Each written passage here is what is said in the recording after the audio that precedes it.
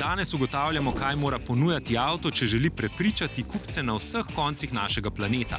Potem se zapeljemo s prvim povsem baterijskim velikoserijskim Suzukijem, na prvo vožnjo pa poženemo tudi 2 Alpina. Pozdravljeni v avtomobilnosti. Danes bomo zelo vozniški, pa tudi zelo globalni. Podali se bomo na pot sprememb avtomobila, ki je na trgu že 50 let in ko rečemo na trgu, mislimo pravzaprav kar na cel svet.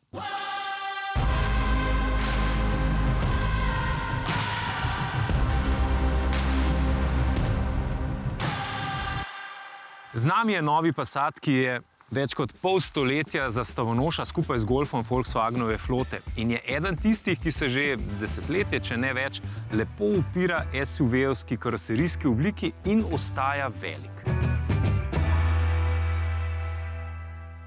No, pa če se skupaj zapeljemo skozi kolesje zgodovine. Prva generacija je ledino orala med leti 1973 in 80, mehansko in tehnološko je bil Passat naslonjen na Audi 80. Passat takrat zamenja modela Volkswagen Type 3 in Type 4. Mimogrede, za Type 3 v televizijski reklami nastopa takrat rosno mladi Dustin Hoffman, ki reklamo odlično začini s tem, da pove, da je to največji Volkswagen, ki ima spredaj in zadaj prtljažnik, ni pa mu jasno, kje je motor.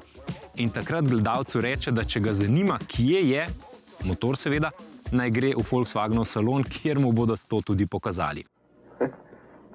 It's a trunk. A large trunk. Come into your Volkswagen dealer. He'll show you where the motor is. Passat takrat izstopa s pogonom na sprednji kolesi in motorjem spredaj, na tem mestu motor ostane vse do danes. Druga generacija nadaljuje pot leta 1981. Temeljito so redefinirali notranjost, jo tudi povečali in s tem zavedno zakoličili osnovno poslanstvo Passata kot družinam prijaznega partnerja. Tretja in četrta generacija delo opravljata med leti 1988 in 1997.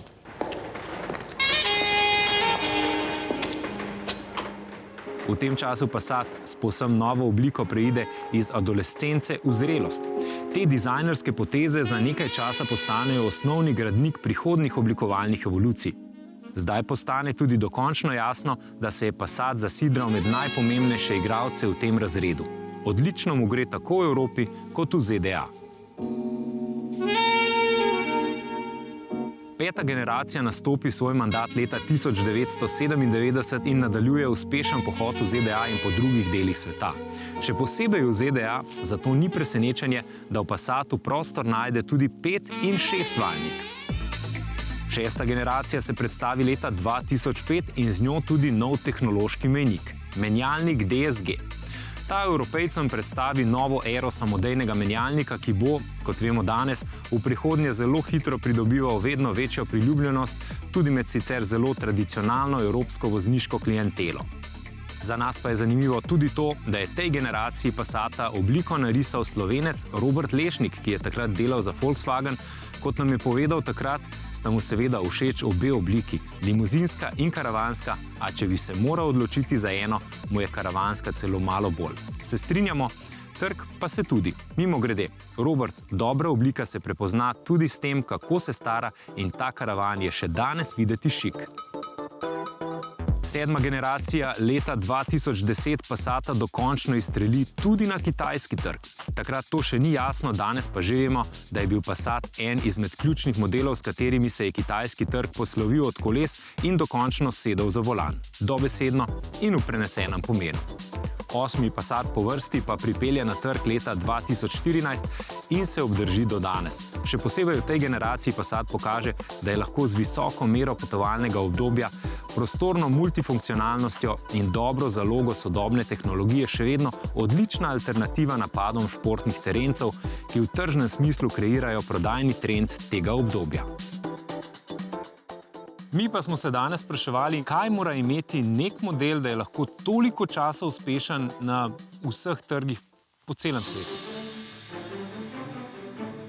Dajmo se najprej dotakniti oblike. V Evropi limuzine niso tako privlačne za kupce in zato Passatov limuzin tukaj ne bo.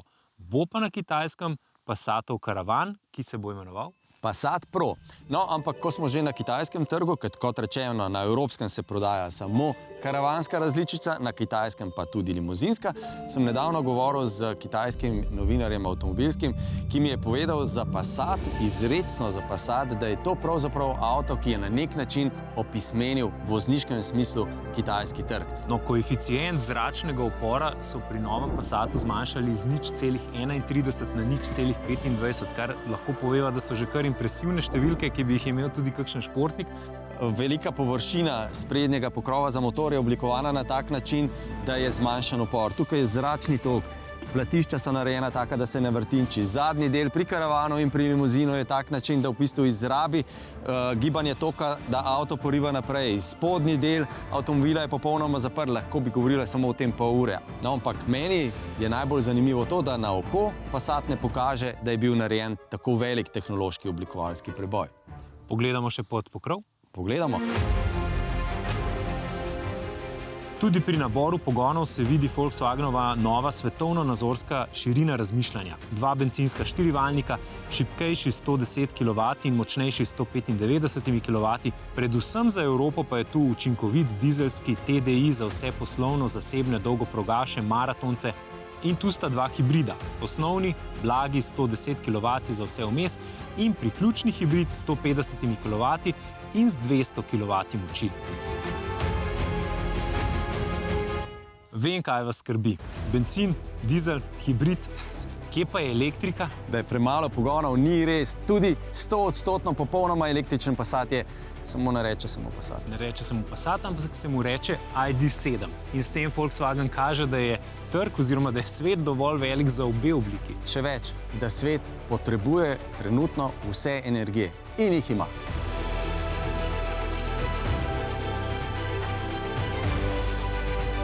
In smo že pri tretji stvari. Evropski vozniki smo bistveno bolj zahtevni, ko pridemo na polje vozne dinamike. Kako dobro se avto pelje, kako leži. In pred časom smo imeli srečo, da smo se z inženirjem pogovarjali, kako v Passata, ki je v zadnji generaciji še nekoliko zrasel, medosna razdalja je še večja, teža je večja že sama po sebi, če dodamo še baterijo in elektromotor še toliko bolj. In kako lahko ta neposreden, ta dinamičen stil vožnje ukrojiš v takšno velikost? Poglejmo. In the sport mode, we use the entire 200 kilowatts. There is 130 from the engine and 70 from the electrical machine. And then you can also switch to the EV mode and have the 85 kilowatt. And during all modes, the driving behavior of the acceleration pedal and the drag recuperation below your feet will be identical. So we don't switch the acceleration pedal between the hybrid and EV mode so that we get a reproducible driving behavior. Ker je pozornost javnosti v zadnjem času, v zadnjih letih osredotočena predvsem na razvoj in prodajo električnih avtomobilov, se zdi, kot da so motorji na notranje izgorevanje obsojeni na odstrel. Ampak ni res. Bencinski in dizelski motorji se nadgrajujejo, inženirji delajo na novih rešitvah, na očiščevanju, na boljši izkoriščenosti in tukaj je tudi Passat naredil naslednji korak. Every customer is different, so we had a big job to do in listening to all the different, let's say, customers, different segments, also different kinds of vehicles. And while doing so, we really made it possible in our flexible architecture by putting together these components to react quickly. So some people were, of course, looking closely to the drivetrain and the powertrain. Others were very much interested in the human-machine interface and the experience when it comes to infotainment systems. Others, of course, are much more interested in a comfortable interior, right? So, but again, we are confident that with this new MQB Evo technology, we are very future-proof for these cars. Potegnjeno pod črto, poleg vseh treh stvari, ki sva jih omenila v tem najinem sprehodu oziroma v svetovnem popotovanju s Passatom, pa seveda še vse, kar spada zraven k novemu avtomobilu, to, da so noter veliki LCD zasloni, ogrevanje, hlajenje in masaža sedežev. V vseh pogledih je Passat seveda presegal svojega predhodnika, kot praviš, v udobju, v asistenčnih sistemih, v multifunkcionalnosti, v prostornosti, vsem, kar smo govorili. No, z vsemi agregati razen električnim bo tudi zelo konkurenčen na vseh trgih. In z novo definicijo analogne vožnje v tej novi posodobljeni tehnologiji je pripravljen za še tako zahtevne voznike na vseh koncih sveta.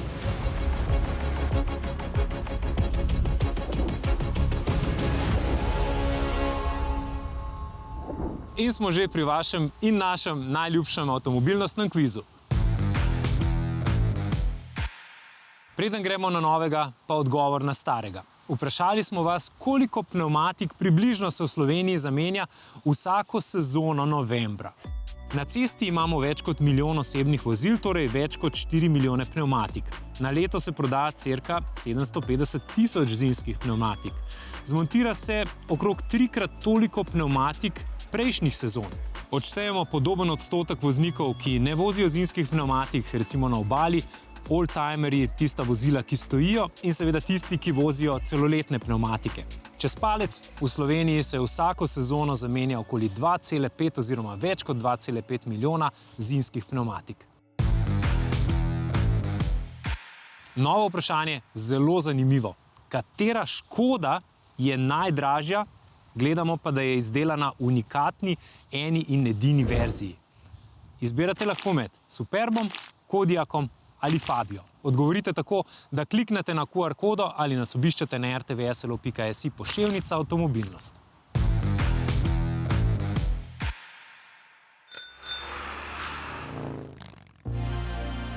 Tokrat imamo v oddaji dva predstavnika Renaultove športne divizije Alpine. Alpine je leta 1955 ustanovil Jean Redelec, ki je bil sicer francoski dirkač, inženir in je sicer želel ustvariti avto, ki bo lahek, lahko vodljiv in sicer spreten v vožnji. No, in Jean bi bil nad današnjima avtomobiloma zagotovo zelo ponosen. Še posebej nad tistim manjšim in vsaj nekoliko lažjim. Zato, ker Jean je živel v času, ko je iz malo naredil veliko in lahko, kar je bistveno drugače, kot se dela danes.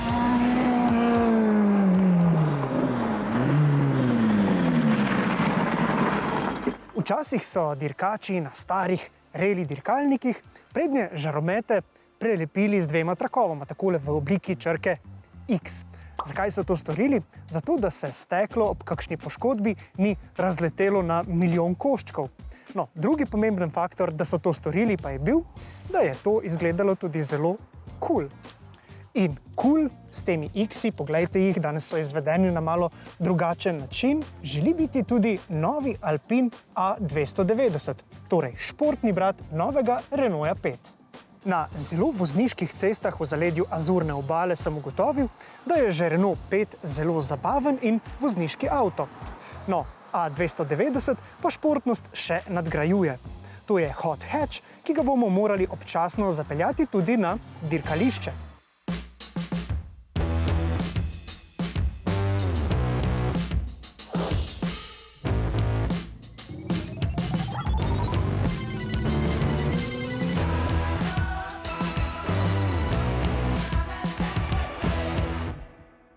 Že po nekaj 100 dirkaških metrih je jasno, da temu avtomobilu najbolj ustrezajo zavite, zelo tehnične proge.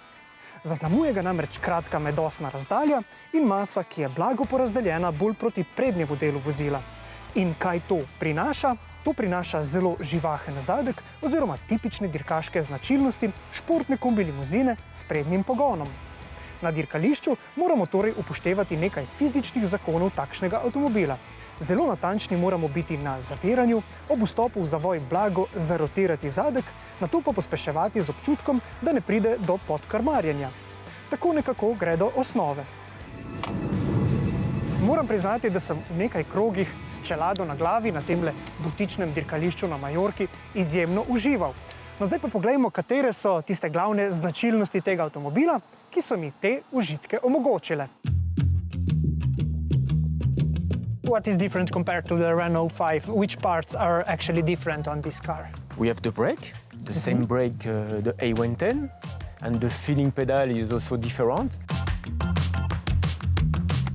We have the 4-piston.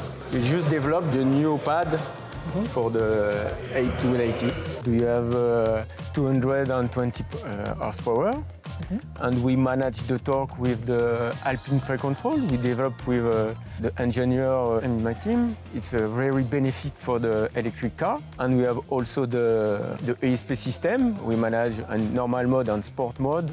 How important is it that you have different ESP settings? In the racetrack, I think the car is very mobile if you lift the throttle.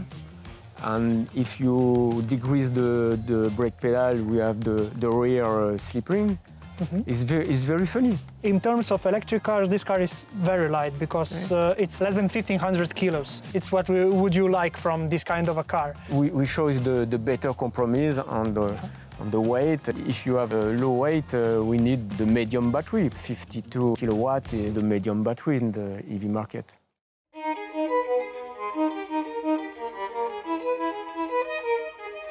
Športno tehniko pa znajo Francozi vselej dobro začiniti tudi z domiselnimi oblikovnimi detajli. No, poleg teh izstopajočih X-ov spredaj je po mojem mnenju zelo atraktiven detajl predvsem tale bočna linija. Poglejte jo. Tale bočna linija je še eden v nizu poklonov legendarni Turbo petici. No, Turbo petica je imela seveda bencinski motor nameščen kar tukaj zadaj namesto zadnjih sedežev in te odprtine so bile seveda namenjene temu, da je v ta motor lahko dotekal zrak. No, zdaj pa poglejmo še v notranjost. Ali veste, zakaj imajo športni avtomobili in dirkalniki na vrhu volanskega obroča tole črto? Gre za vizualno referenco, ki pomaga vozniku določiti, kako ima obrnjen volan, oziroma če ima v nekem trenutku kolesa in volan obrnjen naravnost. To je še posebej pomembno, kadar moramo resnično hitro sukati volan, oziroma v kakšnih kritičnih situacijah, ko moramo recimo pri dirkaški vožnji na hitro uloviti zadek vozila. No, tale črta pa ni edini zanimiv element na volanskem obroču. Poleg tega imamo tukaj tudi dva gumba. Prvi je takšen vrtljiv gumb, s katerim prilagajamo jakost rekuperacije. No, z drugim gumbom rdeče barve pa vklopimo tako imenovano funkcijo Push to Pass. Gre za funkcijo, ki nam za 10 sekund ponudi povečan navor, ki je lahko koristen pri kakšnem prehitevanju ali pa na dirkališču. No, poleg tega pa s tem gumbom aktiviramo tudi sistem Launch Control, ki nam pomaga, da se lahko do stotice poženemo v 6,4 sekunde, kar je približno tako hitro oziroma celo malo hitreje, kot se je do stotice lahko pognala legendarna Turbo 5. Snovalci tega avtomobila so veliko poudarka namenili zvočni kulisi, ki spremlja vožnjo.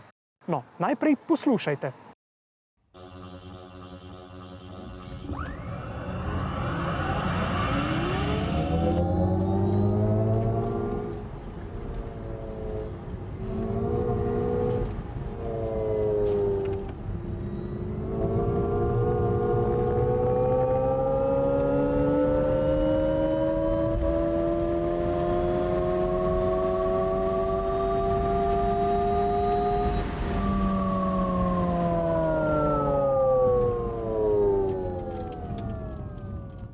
The sound inside the car is very important for the perception of the sportiness. I like also the sound because it is like a play.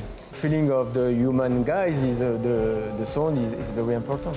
No, sam sem bil med vožnjo precej pozoren tudi na morebitne povezave z modelom A110, ki je v resnici eden mojih najljubših športnih avtomobilov. No, morda tista še najbolj očitna povezava, ki jo vidimo že na prvi pogled, so tile trije gumbi, s katerimi izbiramo prestave. Po drugi strani pa so primerjave med bencinskim in električnim svetom seveda povsem nehvaležne. Alpine je kot proizvajalec z dirkaškimi geni, ko potegnemo črto, ustvaril tudi izjemno zabaven električni športen avto. Je pa treba poudariti, da A290 ni zelo radikalen avto, ki bi bil primeren zgolj za nadirkališče. Njegova vsakdanja uporabnost je namreč povsem enaka kot pri Renaultu 5. Sam bi si želel še školjkaste sedeže, takšne, ki bi voznika bolj trdno držali oziroma ga bolj močno stisnili. No, pa čeprav bi bili morda ti sedeži nekoliko manj udobni od teh, ki so trenutno v tem avtomobilu. No in ker smo že pri testu 5 ugotovili, da se zadaj sedi zgolj zasilno, sem sam še za eno bolj radikalno različico. Morda takšno, ki bi imela namesto zadnjih sedežev kar varnostno kletko.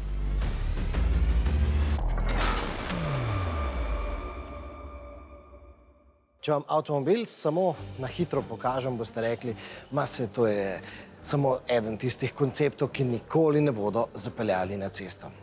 Ampak če pa zraven dodam še podatek, da bo kar 80% tega, kar vi vidite tukaj, dejansko peljalo po cesti, potem pa sem verjetno dobil vašo pozornost, ne? No, predlagam, da se pogovorimo z dizajnerjem in pa nam pove, kaj konkretno bo ostalo na tem avtomobilu.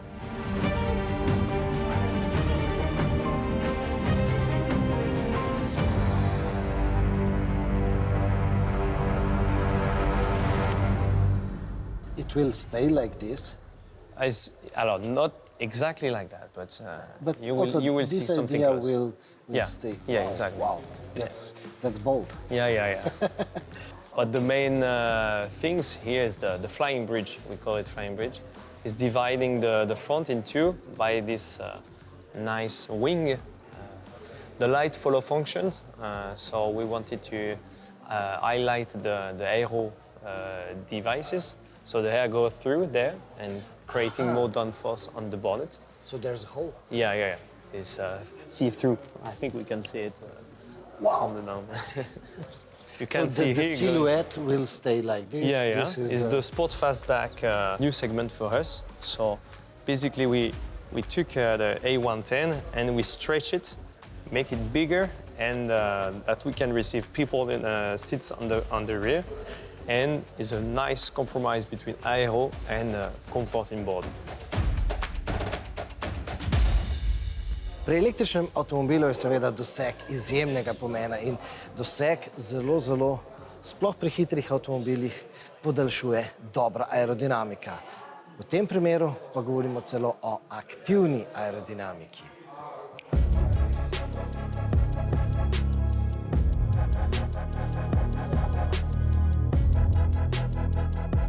No, ta Alpin ni prvi štirivratni Alpin, kajti prvi štirivratni Alpin je pravzaprav ta nova petka, popopran. No, tukaj je vprašanje za vas, ki ga želijo slišati tudi Alpinovi dizajnerji. Namreč, to je ideja, da bo tako oblikovan tudi ključ tega avtomobila. Kaj pravite, povejte v komentarjih. Ampak zdaj, ta ključ bo seveda odpiral avtomobil, ki v tem konceptni obliki pravzaprav nima nobene kljuke. No, mimogrede, ta ključ spada na volanski obroč, ampak seveda v tem primeru pa zdaj govorimo o notranjosti, ki pa pravzaprav nima nobene veze s serijskim izdelkom. Je pa zelo fascinantna. Poglejmo jo.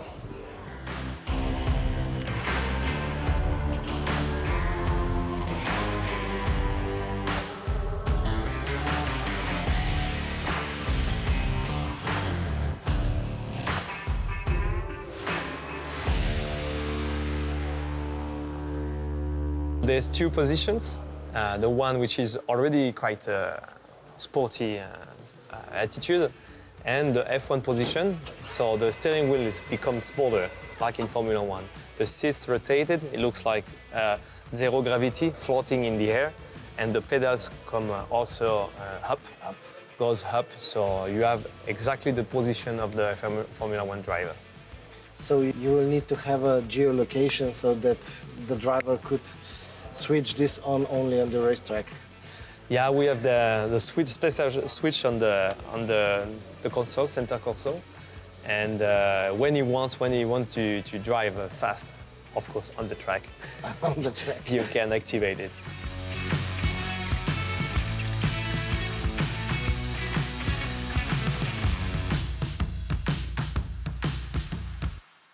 Z nami pa je tokrat tudi prvi velikoserijski, povsem električni Suzuki. Ki je identičen popolnoma električni Toyoti. Gre še za eno od novodobnih električnih povezav. Vitara is moving on to a new phase, new era, but not sacrificing the design and the way of thinking about 4x4 SUV. We chose the name Vitara because the way we made the car to look like Suzuki, not just a regular EV SUV. We wanted to remain heritage. We tried to not over-design it, the body itself has to remain as simple as possible. Capability, if we compare to the ICE Vitara, is more or less the same. But the response of each wheel to grabbing a road surface, EV is better.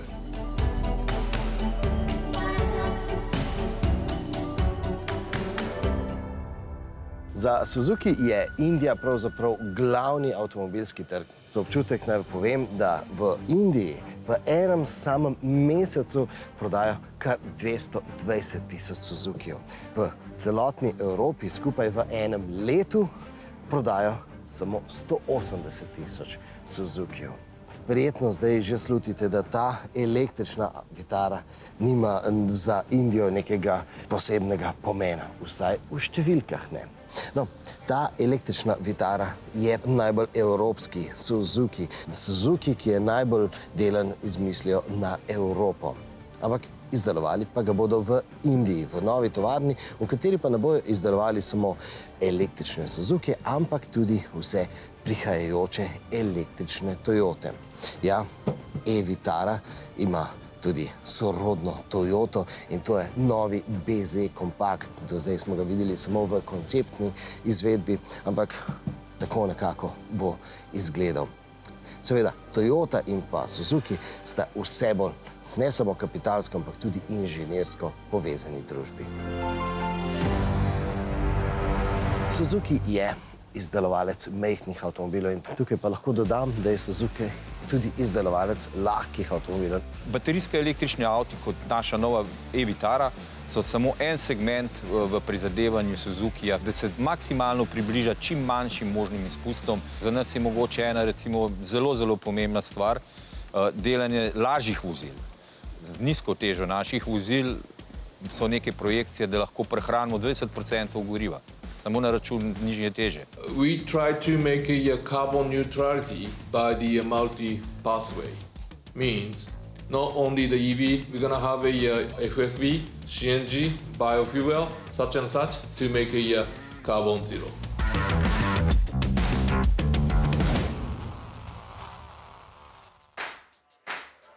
Toyota je seveda neločljivo povezana z olimpijskimi igrami, no vsaj bila je doslej, pogodba se je namreč iztekla. Ampak tudi to, da je Suzuki te dve premieri parkiral tukaj na ledu, je na nek način že nekakšno ogrevanje pred olimpijskimi igrami, ki se bodo leta 2026 odvile tukaj v Milanu.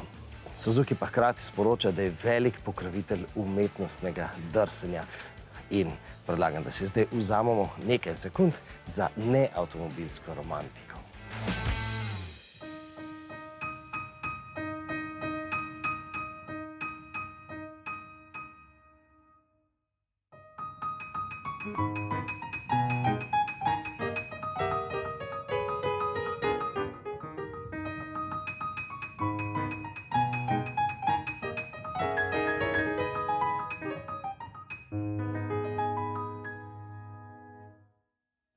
Pa smo prišli do konca naše oddaje in do našega popotovanja med oblikami, agregati, voznimi lastnostmi. In vsemi svetovnimi trgi.